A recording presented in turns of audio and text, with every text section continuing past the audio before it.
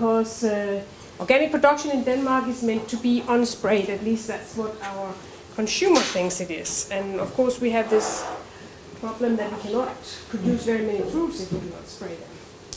So therefore it was a point in an application, actually former colleague Kenneth Lindhardt made, that we should try to put up a roof and see if we could reduce particularly scab. And it felt to me that we should initiate that, and also my colleagues, and we sat down and debated how should a roof look like. And we decided on this version here, which is definitely a prototype. And it was designed this way because we wanted it to be as narrow as possible, and we wanted to be able to drive with a sprayer between the roofs here.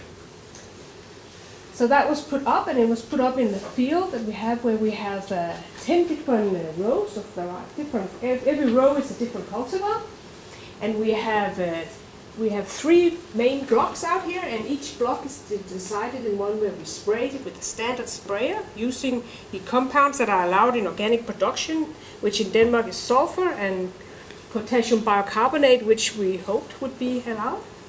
And then we have a block that is non-spraying at all, totally unsprayed trees, and we have 12 trees per block here. And then we have sprinkler spraying, where we use the same spraying as we do in the standard spraying. It's just given via sprinklers, and it's repeated 3 times in this experiment. And then we put the roofs up, and we did that so that it's between the sprayed and the unsprayed treatment. And in the first year, a little part of the roof was left sprayed, but in the second and third year, there was no spraying whatsoever under the roof, and I'm only showing the results on the trees that were unsprayed from the first year also. So, I will go back to this one. So, we have 2 varieties. On this side we have Rubens, and on the other side we have Red Elstar. And these, I'm sure you are familiar with, are varieties that are very susceptible to scab. Originally, we didn't plant Rubens out in this field here. We bought them as Holsteiner crops, but they turned out to be Rubens. So I was just about to have the whole thing taken out, because what was Rubens doing in my organic field here? And I think I had given the order, as we often do, and said, "Oh, take it out and we'll replace it with something else." When the idea came up, well, maybe we should put the roof up here. Because if the roof is working over Elstar and Rubens, nobody can come up later and say, but what if you try another variety that's more susceptible? Because I don't think you can find one that's more susceptible to scab than Rubens is. So it was actually quite perfect for this test here. So we put it up, and we have 3 years of experiments, 12, 13, and 14. And these are the weather conditions that characterize these years. In 12 we had a very dry spring, but we had a very wet summer. In 13 we had a wet spring and a dry summer. And in 12 we had a wet spring, a very warm and nice June and July, and a wet August. And these are the numbers of sprays that we gave in the years. 18S, that means 18 sprays of sulfur. And 12P means 12 sprays of potassium bicarbonate. So in the treatments where we spray, they were quite heavily sprayed, which is the case if you want to control diseases in organic grower, because none of these sprays will last very long on the trees if it rains. So this is the results from 2013. What we're looking at here is trees that are standing under the roof. And this is the first tree outside the roof and the first tree inside the roof. And this is the first experiment I ever had where I just could take people out in the field and stand them in front of the roof and say, well, have a look at the result. Because you don't need a lot of statistics here to say that there is a difference between the trees.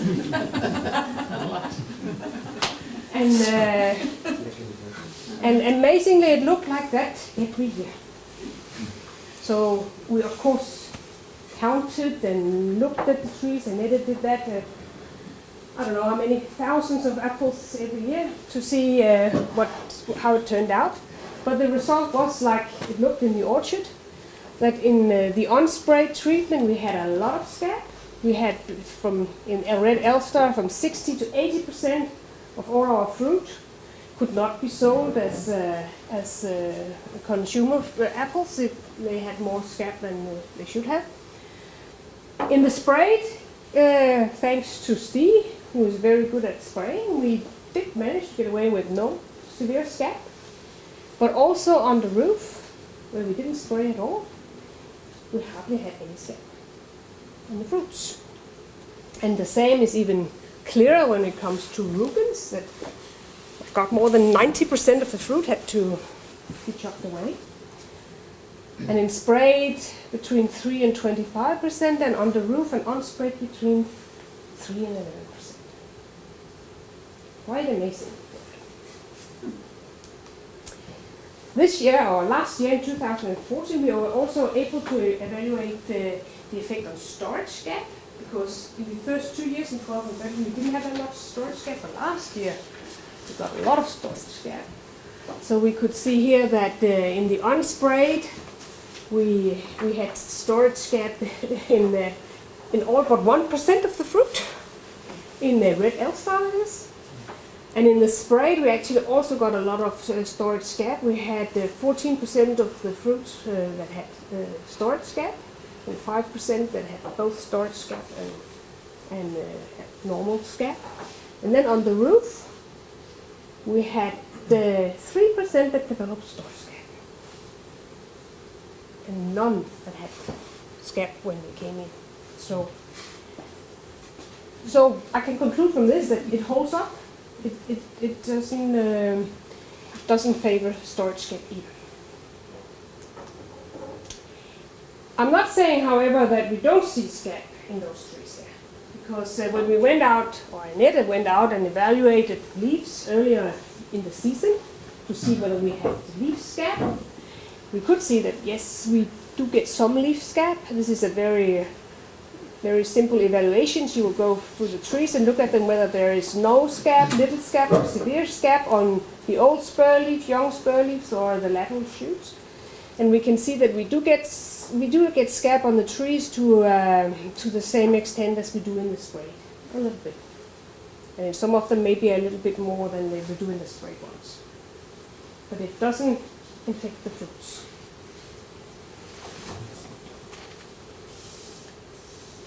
And I will probably go back to this one here. I think part of it is when we look at when you look at the roof here, you can see that when it really rains, well, the trees will get wet, and that's also the recordings that we have from leaf sensors that we can see. Yes, when it rains, they will get wet, but we can see that the period that they're wet is reduced, so they will be dry for a longer period before the rain starts to wet them, and they will dry up earlier. And also we see that the dew that is there at night, it will not be present on the trees under the roof. And I also suspect that where we see fruit scab, that's often in summer when we have drizzle rain, not the heavy wind with rains, but drizzle where the temperature is high. And drizzle rain is definitely kept out by the roof. We can see that when we walk. You can also see it here. This picture was taken after a shower. You can see out in the open that the soil is wet. And here under the roof, the soil is dry. So it will hold the drizzle rain, but not the heavy. So we were very pleased with the results on scab. And then, of course, we also looked at other diseases.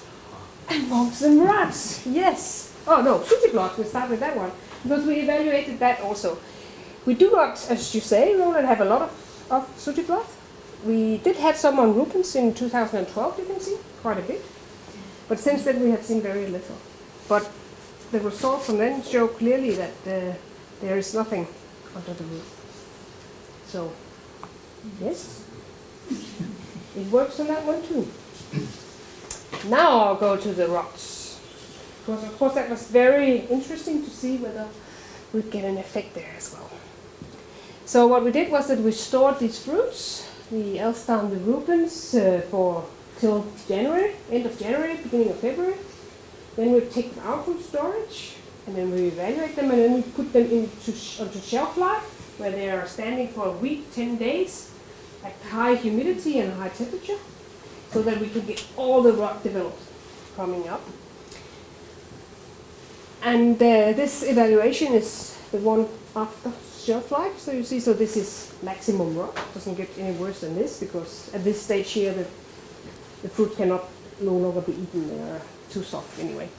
So in unsprayed and sprayed, we see that there's quite a bit of variation between years, but that we have somewhere between, in area Elstar, between 13 and 40% rots.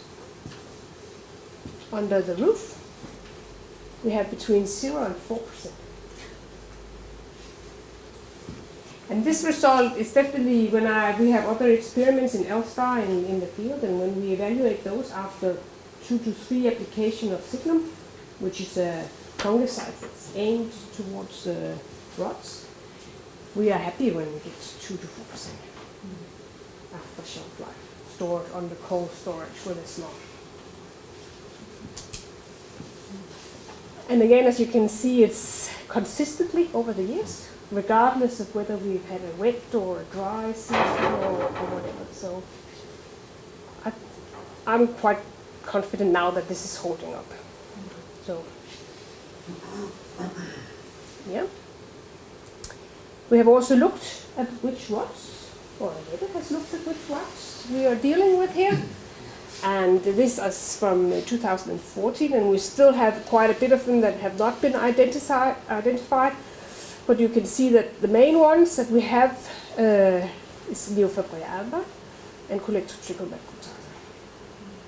Then we have a little bit of something else, but it's generally less than 1% of thereabouts. So these are the main things that we find out there. I also, though this is not really, now we're a bit outside the disease, but I just wanted to show you the brutal yield too. And the brutal yield, that's before we take all the fruits away that have scab or rot, whatever. This is just to see whether the roof will affect the productivity of the trees. Because that was one of our main worries when we put up that roof. We're going to take light away.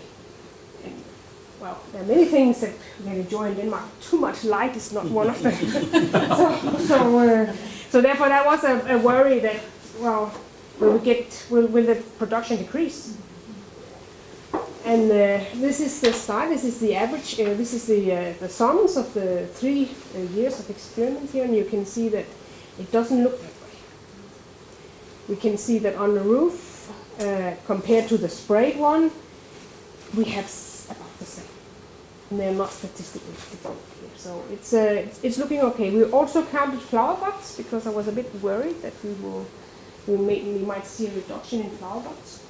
And I don't see a significant reduction, but I do see consistently that the trees on the roof are the lowest number compared to the other ones, but they're not statistically significant yet. But maybe if we add it up over more years, we will make it. So it doesn't look as if it's affecting the productivity of the tree. We also worried about the fruit quality, of course. Same thing, that if we are losing light again, how will that affect the quality? And in 2012, I concluded that there was no significant differences in any of the parameters that we measured: soluble, solid, firmness, acids. In 2013, I got significantly lower acid content, but the other ones were still not significant. And in 2014, I got both significantly lower acids and soluble solids. But the ratio between these two remained the same. And I get a trend also to lower fruit firmness. However, I also get larger fruits, which interferes a bit with these results. So, and then we have this nice picture here where you can see the ones that are unsprayed, roof and sprayed. We also get the best looking fruit that are produced on the roof. They are very, very nice looking, and we cannot see any color differences on them. And they are very clear in the skin, which is also caused by the fact that we don't see any rosity. on the fruits. We evaluated that as well, and this table is showing the percentage of roseting on the fruit that is larger than 10% of the area. So it's not just a little bit. It's obvious that there's roseting on the fruit. And you can see here that particularly elf star, which is very prone to roseting, we have a clear reduction under the root. We also had this argument for a long time whether roseting is caused by spraying, particularly in organic production by the use of sulfur. And when you look at the numbers here, you can say, well, unsprayed, we had 70% of roseting, and under spray condition, 45. A little bit different in rubens, but still it doesn't look as if the sulfur is the main culprit behind roseting, I'll say that. But definitely that the roof and that the cover from rain and humidity is probably the cause. So, in conclusion, there are definitely advantages by using a rain roof.